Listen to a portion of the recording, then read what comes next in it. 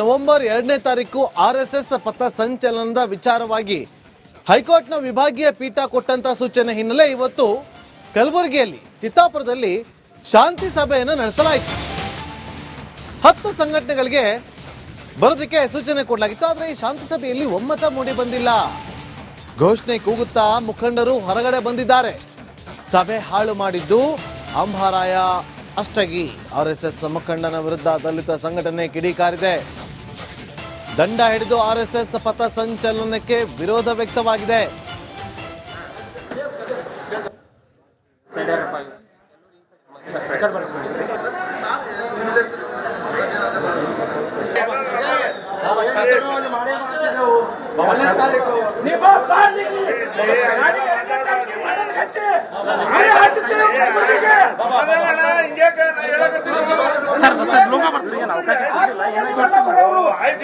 ನಮ್ ಕೆಲಸನೇ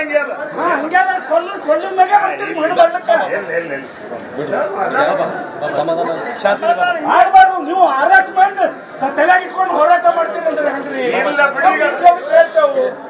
ಮೇಡಮ್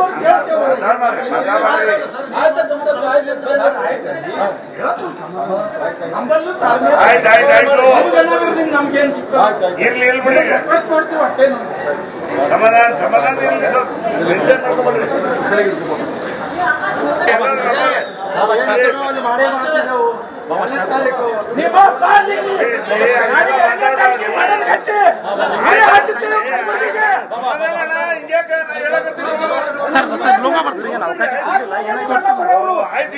ನಮ್ ಕೆಲಸನೇ ಹೆಂಗೆ ಅದ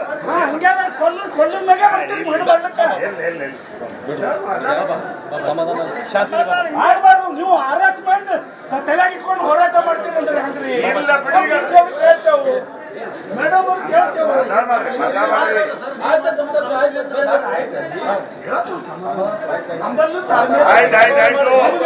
ನಮ್ಗೇನ್ ಸಿಗ್ತದೆ ಇರ್ಲಿ ಬಿಡಿ ರಿಕ್ವೆಸ್ಟ್ ಮಾಡ್ತೀವಿ ಅಷ್ಟೇ. ಸಮಾಧಾನ ಇರ್ಲಿ ಸ್ವಲ್ಪ ಟೆನ್ಷನ್ ಮಾಡ್ಕೊಬೇಡ್ರಿ.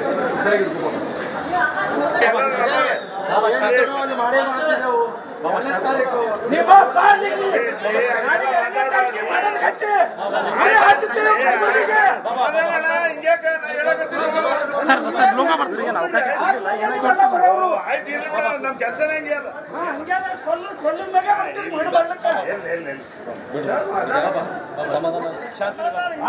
ನೀವು ಹರಾಸ್ಮೆಂಟ್ ತಲೆ ಇಟ್ಕೊಂಡು ಹೋರಾಟ ಮಾಡ್ತೀರಿ ಅಂದ್ರೆ ಹಂಗ್ರಿ ದೃಶ್ಯಾವಳಿಯಲ್ಲಿ ಗಮನಿಸ್ತಾ ಇದ್ವಿ. ಸಭೆ ಹಾಳು ಮಾಡಿದ್ದು ಅಂಬಾರಾಯಿ ಅಷ್ಟಗಿ ಅಂತೇಳಿ ಕೆಲ ಮುಖಂಡರು RSS ಮುಖಂಡನ ವಿರುದ್ಧ ಕಿಡಿಕಾರಿದ್ದಾರೆ. ದಲಿತ ಸಂಘಟನೆ ಕೂಡ ಕಿಡಿಕಾರಿದೆ. ಶಾಂತಿ ಸಭೆ ನಡೆಸ್ತಾ ಇದ್ದ ಸಂದರ್ಭದಲ್ಲಿ ಒಮ್ಮತ ಮೂಡಿ ಬಂದಿಲ್ಲ. ಹಾಗಾಗಿ ಕೆಲ ಮುಖಂಡರು ಘೋಷಣೆ ಕೂಗುತ್ತಾ ಹೊರಗಡೆ ಬಂದಿದ್ದಾರೆ. ದೃಶ್ಯಾವಳಿಯಲ್ಲಿ ಕೂಡ ಗಮನಿಸ್ತಾ ಇದ್ವಿ ಯಾವ ರೀತಿಯಾಗಿ ಪೊಲೀಸರ ಜೊತೆ ಅವರು ಮಾತಿನ ಚಕಮಕಿಯಲ್ಲಿ ತೊಡಗಿದ್ದಾರೆ ಅಂತೇಳಿ, ಸಭೆಯನ್ನ ಹಾಳು ಮಾಡಿದ್ರು ಅಂತೇಳಿ ಘೋಷಣೆ ಕೂಗ್ತಾ ಹೊರ ಬಂದಿದ್ದಾರೆ.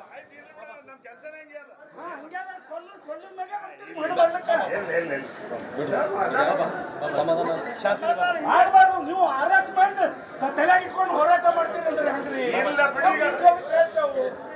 ಮೇಡಮ್ ಮತ್ತಷ್ಟು ಮಾಹಿತಿಯನ್ನು ಕೊಡೋದಕ್ಕೆ ನಮ್ಮ ಪ್ರತಿನಿಧಿ ನಾಗರಾಜ್ ನೇರ ಸಂಪರ್ಕದಲ್ಲಿ ಜಾಯ್ನ್ ಆಗಿದ್ದಾರೆ. ನಾಗರಾಜ್, ಏನಾಯ್ತು ಇವತ್ತು ಸಭೆಯಲ್ಲಿ?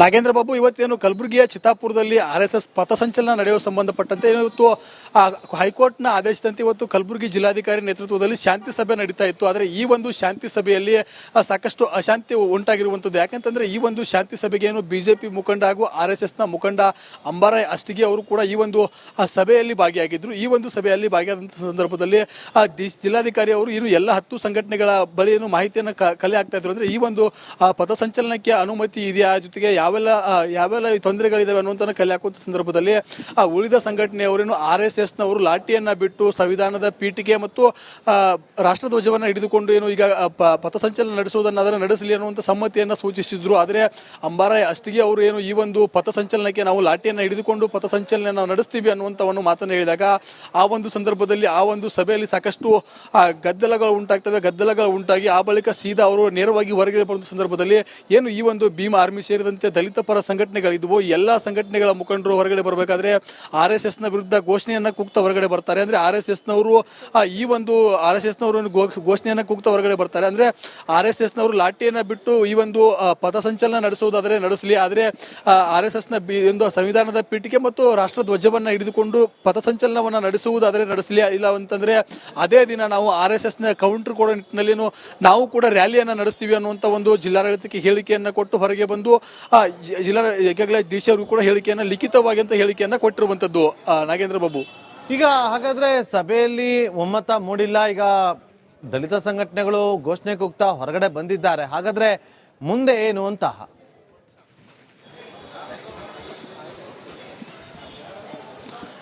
ಮುಂದೆ ಅಂದ್ರೆ ನವೆಂಬರ್ 2ನೇ ಅಂದ್ರೆ ಅಕ್ಟೋಬರ್ 30ರಂದು ಕೂಡ ಈ ಒಂದು ವರದಿಯನ್ನ ಜಿಲ್ಲಾಡಳಿತನು ಹೈಕೋರ್ಟ್ನ ಮುಂದಿಡುತ್ತೆ. ಆ ಒಂದು ಹೈಕೋರ್ಟ್ನ ನಿರ್ಧಾರದ ಬಳಿಕ ಮುಂದಿನ ಆ ನಿರ್ಧಾರಗಳು ಕೂಡ ಗೊತ್ತಾಗ್ತವೆ. ಯಾಕಂತಂದ್ರೆ ಈಗಾಗಲೇ ನವೆಂಬರ್ 2ಕ್ಕೆ ಈಗಾಗಲೇ RSS ಪಥಸಂಚಲನ ನಡೆಸೋದಕ್ಕೆ ಕೂಡ ಈಗಾಗಲೇ ಮುಂದಾಗಿರುವಂತದ್ದು. ಅಂದ್ರೆ ಅವತ್ತು ಏನು ಅಕ್ಟೋಬರ್ 30ರಂದು ಹೈಕೋರ್ಟ್ ಈ ಒಂದು RSS ನ ಪಥಸಂಚಲನಕ್ಕೆ ಅನುಮತಿ ಕೊಟ್ರೆ, ಅದು ಲಾಠಿ ಹಿಡಿದು ಪಥಸಂಚಲನ ನಡೆಸೋದಕ್ಕೆ ಅನುಮತಿಯನ್ನ ಕೊಟ್ರೆ, ಅವತ್ತೇ ನಾವು ಅದೇ ದಿವಸ ಅಂತಂದ್ರೆ ಅದಕ್ಕೆ ಕೌಂಟರ್ ಅನ್ನಾಗಿ ಏನು ನಾವು ಕೂಡ ಅವತ್ತು ಒಂದು ರ್ಯಾಲಿಯನ್ನ ನಡೆಸ್ತೀವಿ ಅನ್ನುವಂತ ಹೇಳಿಕೆಯನ್ನು ಕೂಡ ಈಗಾಗಲೇ ಲಿಖಿತವಾಗಿಯೇ ಕೂಡ ಈಗಾಗಲೇ ಜಿಲ್ಲಾಡಳಿತಕ್ಕೆ ಈ ಒಂದು ದಲಿತ ಸಂಘಟನೆಗಳ ಮುಖಂಡರು ಕೂಡ ಕೊಟ್ಟಿರುವಂತದ್ದು. ಅಂದ್ರೆ ಅಕ್ಟೋಬರ್ 30ರಂದು ಏನು ಈ ಒಂದು ಹೇಳಿಕೆಯನ್ನ ಜಿಲ್ಲಾಡಳಿತ ಹೈಕೋರ್ಟ್ನ ಮುಂದಿಡುತ್ತೆ, ಹೈಕೋರ್ಟ್ ಯಾವ ನಿರ್ಧಾರವನ್ನ ಕೈಗೊಳ್ಳುತ್ತೋ ಆ ಒಂದು ನಿರ್ಧಾರದ ಮೇಲೆ RSS ನ ಪಥಸಂಚಲನ ಚಿತ್ತಾಪುರದಲ್ಲಿ ನಡೆಯುವುದು ಗೊತ್ತಾಗುತ್ತೆ. Nagendra Babu, okay, thank you Nagaraj, ನಿಮ್ಮೆಲ್ಲ ಮಾಹಿತಿಗಾಗಿ. ನವೆಂಬರ್ 2ನೇ ತಾರೀಕು RSS ಪಥ ಸಂಚಲನದ ವಿಚಾರವಾಗಿ ಹೈಕೋರ್ಟ್ನ ವಿಭಾಗೀಯ ಪೀಠ ಕೊಟ್ಟಂತ ಸೂಚನೆ ಹಿನ್ನೆಲೆ ಇವತ್ತು ಕಲಬುರಗಿಯಲ್ಲಿ ಚಿತ್ತಾಪುರದಲ್ಲಿ ಶಾಂತಿ ಸಭೆಯನ್ನು ನಡೆಸಲಾಯಿತು.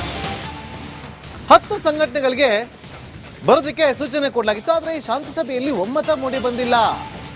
ಘೋಷಣೆ ಕೂಗುತ್ತಾ ಮುಖಂಡರು ಹೊರಗಡೆ ಬಂದಿದ್ದಾರೆ. ಸಭೆ ಹಾಳು ಮಾಡಿದ್ದು ಅಂಬಾರಾಯ ಅಷ್ಟಗಿ. RSS ಮುಖಂಡನ ವಿರುದ್ಧ ದಲಿತ ಸಂಘಟನೆ ಕಿಡಿಕಾರಿದೆ. ದಂಡ ಹಿಡಿದು RSS ಪಥ ಸಂಚಲನಕ್ಕೆ ವಿರೋಧ ವ್ಯಕ್ತವಾಗಿದೆ.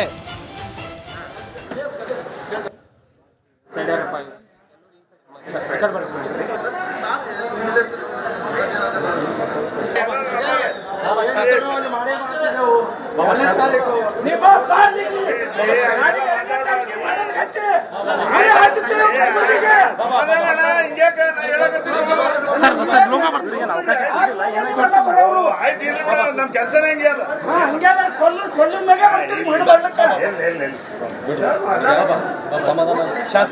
ಆಡ್ಬಾರ್ದು, ನೀವು ಹರಾಸ್ಮೆಂಟ್ ತಲೆಯಾಗಿ ಇಟ್ಕೊಂಡು ಹೋರಾಟ ಮಾಡ್ತೀರಿ ಅಂದ್ರೆ ಹಂಗ್ರಿ. ಕೇಳ್ತೇವು ಮೇಡಮ್ ಅವ್ರು ಕೇಳ್ತೇವು.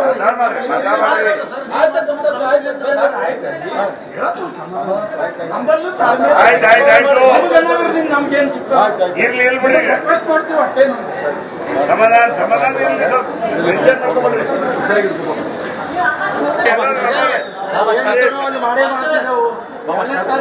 ನಿಮ್ಮ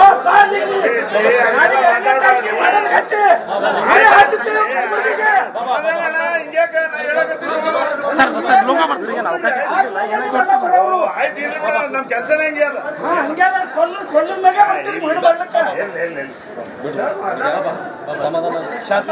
ಆಡ್ಬಾರ್ದು, ನೀವು ಹರಾಸ್ಮೆಂಟ್ ತಲೆಯಾಗಿ ಇಟ್ಕೊಂಡು ಹೋರಾಟ ಮಾಡ್ತೀರಿ ಅಂದ್ರೆ ಹಂಗ್ರಿ. ಕೇಳ್ತೇವು ಮೇಡಮ್ ಅವ್ರು ಕೇಳ್ತೇವು.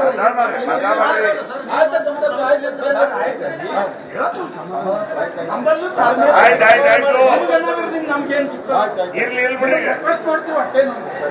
ಸಮಾಧಾನ ಇರ್ಲಿ, ಸ್ವಲ್ಪ ಟೆನ್ಷನ್ ಮಾಡ್ಕೊಂಡ್ಬಿಡ್ರಿ.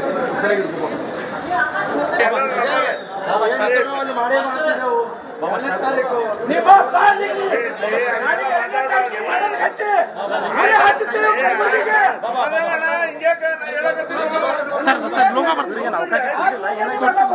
ಆಯ್ತು, ಇಲ್ಲಿ ಬಿಡ, ನಮ್ ಕೆಲಸನೇ ಹಂಗೆ ಅಲ್ಲ.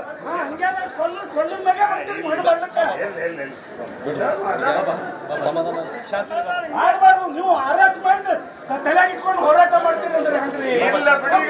ದೃಶ್ಯಾವಳಿಯಲ್ಲಿ ಗಮನಿಸ್ತಾ ಇದ್ವಿ, ಸಭೆ ಹಾಳು ಮಾಡಿದ್ದು ಅಂಬಾರಾಯಿ ಅಷ್ಟಗಿ ಅಂತೇಳಿ ಕೆಲ ಮುಖಂಡರು RSS ಮುಖಂಡನ ವಿರುದ್ಧ ಕಿಡಿಕಾರಿದ್ದಾರೆ. ದಲಿತ ಸಂಘಟನೆ ಕೂಡ ಕಿಡಿಕಾರಿದೆ.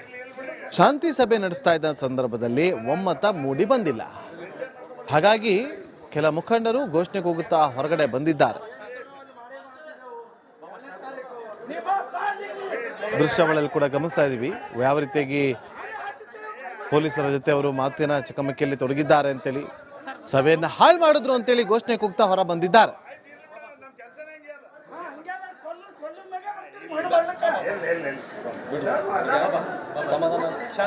ಮಾಡ್ಬಾರ್ದು ನೀವು ಹರಾಸ್ಮೆಂಟ್ ತಲೆಗೆ ಇಟ್ಕೊಂಡು ಹೋರಾಟ ಮಾಡ್ತೀರಿ ಅಂದ್ರೆ ಹಂಗ್ರಿ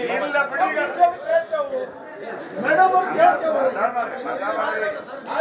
ಮತ್ತಷ್ಟು ಮಾಹಿತಿಯನ್ನ ಕೊಡೋದಕ್ಕೆ ನಮ್ಮ ಪ್ರತಿನಿಧಿ ನಾಗರಾಜ್ ನೇರ ಸಂಪರ್ಕದಲ್ಲಿ ಜಾಯ್ನ್ ಆಗಿದ್ದಾರೆ. ನಾಗರಾಜ್, ಏನಾಯ್ತು ಇವತ್ತು ಸಭೆಯಲ್ಲಿ?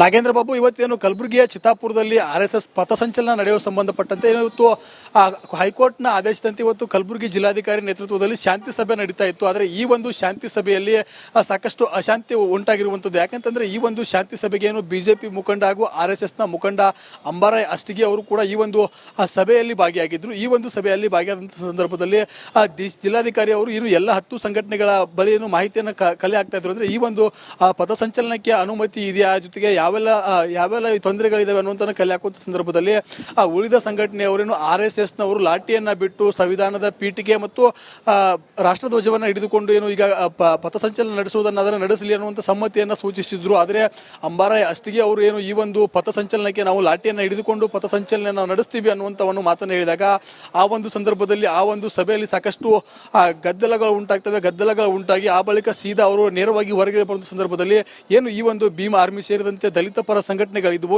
ಎಲ್ಲಾ ಸಂಘಟನೆಗಳ ಮುಖಂಡರು ಹೊರಗಡೆ ಬರಬೇಕಾದ್ರೆ RSSನ ವಿರುದ್ಧ ಘೋಷಣೆಯನ್ನ ಕೂಗ್ತಾ ಹೊರಗಡೆ ಬರ್ತಾರೆ. ಅಂದ್ರೆ RSSನವರು ಈ ಒಂದು RSSನವರು ಘೋಷಣೆಯನ್ನ ಕೂಗ್ತಾ ಹೊರಗಡೆ ಬರ್ತಾರೆ. ಅಂದ್ರೆ RSSನವರು ಲಾಠಿಯನ್ನ ಬಿಟ್ಟು ಈ ಒಂದು ಪಥಸಂಚಲನ ನಡೆಸುವುದಾದ್ರೆ ನಡೆಸಲಿ, ಆದ್ರೆ RSSನ ಒಂದು ಸಂವಿಧಾನದ ಪೀಠಿಕೆ ಮತ್ತು ರಾಷ್ಟ್ರ ಧ್ವಜವನ್ನ ಹಿಡಿದುಕೊಂಡು ಪಥಸಂಚಲನವನ್ನ ನಡೆಸುವುದಾದ್ರೆ ನಡೆಸಲಿ, ಇಲ್ಲ ಅಂತಂದ್ರೆ ಅದೇ ದಿನ ನಾವು RSSನ ಕೌಂಟರ್ ಕೊಡೋ ನಿಟ್ಟಿನಲ್ಲಿ ನಾವು ಕೂಡ ರ್ಯಾಲಿಯನ್ನ ನಡೆಸ್ತೀವಿ ಅನ್ನುವಂತ ಒಂದು ಜಿಲ್ಲಾಡಳಿತಕ್ಕೆ ಹೇಳಿಕೆಯನ್ನ ಕೊಟ್ಟು ಹೊರಗೆ ಬಂದು ಈಗಾಗಲೇ DC ಅವರು ಕೂಡ ಹೇಳಿಕೆಯನ್ನ ಲಿಖಿತವಾಗಿ ಅಂತ ಹೇಳಿಕೆಯನ್ನ ಕೊಟ್ಟಿರುವಂತದ್ದು.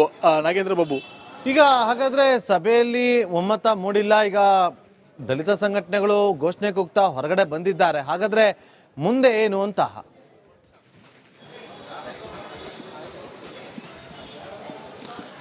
ಮುಂದೆ ಅಂದ್ರೆ ನವೆಂಬರ್ 2ನೇ ಅಂದ್ರೆ ಅಕ್ಟೋಬರ್ 30ರಂದು ಕೂಡ ಈ ಒಂದು ವರದಿಯನ್ನ ಜಿಲ್ಲಾಡಳಿತನು ಹೈಕೋರ್ಟ್ನ ಮುಂದಿಡುತ್ತೆ. ಆ ಒಂದು ಹೈಕೋರ್ಟ್ನ ನಿರ್ಧಾರದ ಬಳಿಕ ಮುಂದಿನ ಆ ನಿರ್ಧಾರಗಳು ಕೂಡ ಗೊತ್ತಾಗ್ತವೆ. ಯಾಕಂತಂದ್ರೆ ಈಗಾಗಲೇ ನವೆಂಬರ್ 2ಕ್ಕೆ ಈಗಾಗಲೇ RSS ಪಥಸಂಚಲನ ನಡೆಸೋದಕ್ಕೆ ಕೂಡ ಈಗಾಗಲೇ ಮುಂದಾಗಿರುವಂಥದ್ದು. ಅಂದ್ರೆ ಅವತ್ತು ಏನು ಅಕ್ಟೋಬರ್ 30ರಂದು ಹೈಕೋರ್ಟ್ ಈ ಒಂದು RSSನ ಪಥಸಂಚಲನಕ್ಕೆ ಅನುಮತಿ ಕೊಟ್ರೆ, ಅದು ಲಾಠಿ ಹಿಡಿದು ಪಥಸಂಚಲನ ನಡೆಸೋದಕ್ಕೆ ಅನುಮತಿಯನ್ನ ಕೊಟ್ರೆ ಅವತ್ತೇ ನಾವು ಅದೇ ದಿವಸ ಅಂತಂದ್ರೆ ಅದಕ್ಕೆ ಕೌಂಟರ್ ಅನ್ನಾಗಿ ಏನು ನಾವು ಕೂಡ ಅವತ್ತು ಒಂದು ರ್ಯಾಲಿಯನ್ನ ನಡೆಸ್ತೀವಿ ಅನ್ನುವಂತ ಹೇಳಿಕೆಯನ್ನು ಕೂಡ ಈಗಾಗಲೇ ಲಿಖಿತವಾಗಿಯೇ ಕೂಡ ಈಗಾಗಲೇ ಜಿಲ್ಲಾಡಳಿತಕ್ಕೆ ಈ ಒಂದು ದಲಿತ ಸಂಘಟನೆಗಳ ಮುಖಂಡರು ಕೂಡ ಕೊಟ್ಟಿರುವಂತದ್ದು. ಅಂದ್ರೆ ಅಕ್ಟೋಬರ್ 30ರಂದು ಏನು ಈ ಒಂದು ಹೇಳಿಕೆಯನ್ನ ಜಿಲ್ಲಾಡಳಿತ ಹೈಕೋರ್ಟ್ನ ಮುಂದಿಡುತ್ತೆ, ಹೈಕೋರ್ಟ್ ಯಾವ ನಿರ್ಧಾರವನ್ನ ಕೈಗೊಳ್ಳುತ್ತೋ ಆ ಒಂದು ನಿರ್ಧಾರದ ಮೇಲೆ RSSನ ಪಥಸಂಚಲನ ಚಿತ್ತಾಪುರದಲ್ಲಿ ನಡೆಯುವುದು ಗೊತ್ತಾಗುತ್ತೆ.